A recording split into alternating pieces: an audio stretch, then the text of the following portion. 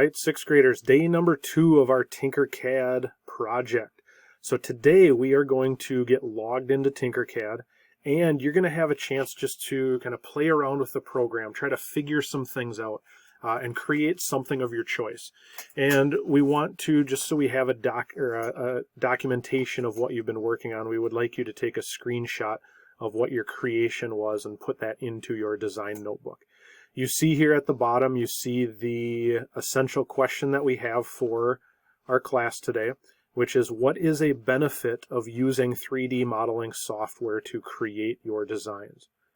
All right, so how can this tool, TinkerCAD, really help us when we have ideas and we're trying to create something?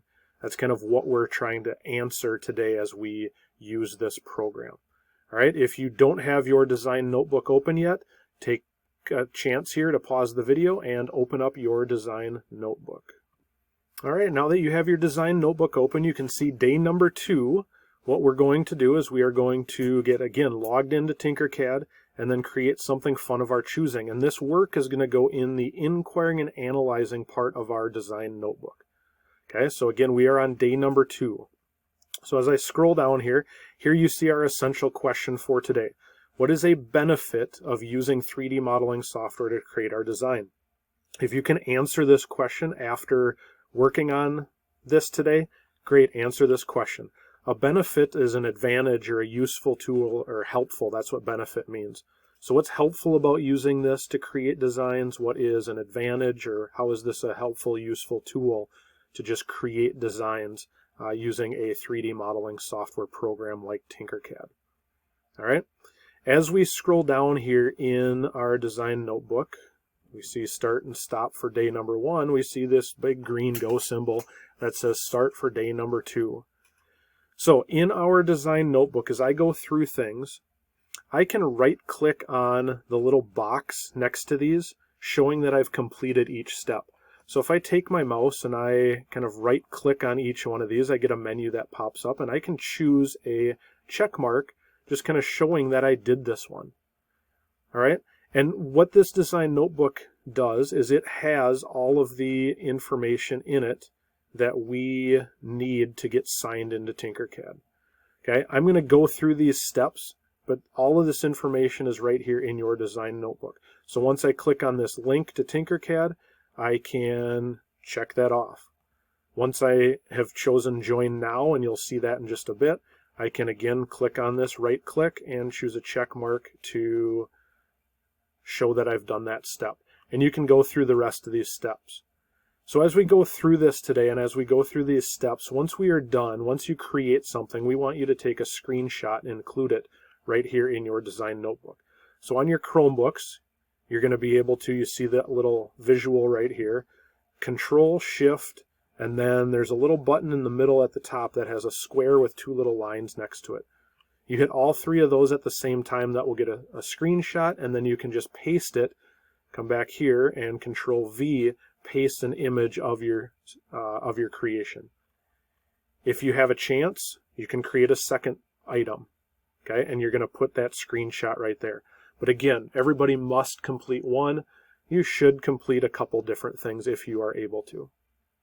All right, so let's go back up here now and let's get logged into TinkerCAD. So you can click on this link right here, or you can get a link to your class from your teacher. So go ahead and do that right now.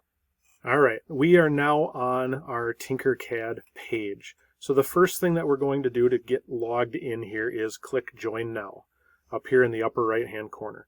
When you click Join Now, you're going to join a class. So students click, I want to join a class, and you're going to get a code from your teacher. Once you get that code from your teacher, you're going to type that in there and then click the green button, Go to My Class. When you are in your class, once you get into this now, you need to actually create an account or log in. The easiest way to do this, your teacher may give you a nickname, but the easiest way to do this is to choose Google and just sign in with Google. It's just going to be your school email address that allows you then to get into the class. So you're going to choose the Google icon and log in with Google. It might ask you if you want to, or to choose your Google address, and that's going to take you into your particular class. Your name should show up over here, and that is going to be then how you get logged in. Once you're in your class today, you are just able to just kind of play around with this. And so you're going to choose Create a New Design, this blue button kind of right in the middle. There's a couple setup steps that we want you to do before you start just kind of creating shapes and playing around. The first thing that you need to do to get set up is we need to edit this grid. If you look down here in the bottom, it says Snap Grid, and then it says 1.00 mm. mm stands for millimeters. Most of our measurements in this class are going to be using US standard measurements or units, and so that means inches and feet. So we want to edit this grid. So the first thing I'm going to do is choose Edit Grid, and you see a menu pops up here, and where it says units right now, it says millimeters. So if I click on this millimeters tab, I get a drop down. I'm going to choose inches, and then I'm going to click Update Grid. So let me go through this one more time here. Edit Grid, change millimeters here to inches, click Update Grid, and you'll see down here in the lower right hand corner that it changed from millimeters to inches. Now the rest of your time is going to be just trying to create things. Over here on the side you've got some different tools. You have some basic shapes. I can click on this. There's text and numbers, other characters. Play around with those, see what there is.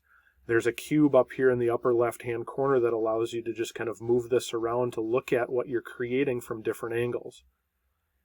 Okay, if I scroll down into shapes, there's boxes, cylinders, spheres, roof, cones, text. You can see there's a whole bunch of different options. Try playing around and see what you can create today. If you have specific questions, please reach out to your teachers and ask. Otherwise, have fun, create something interesting, and we will check back and share those in class next time. So good luck, happy creating.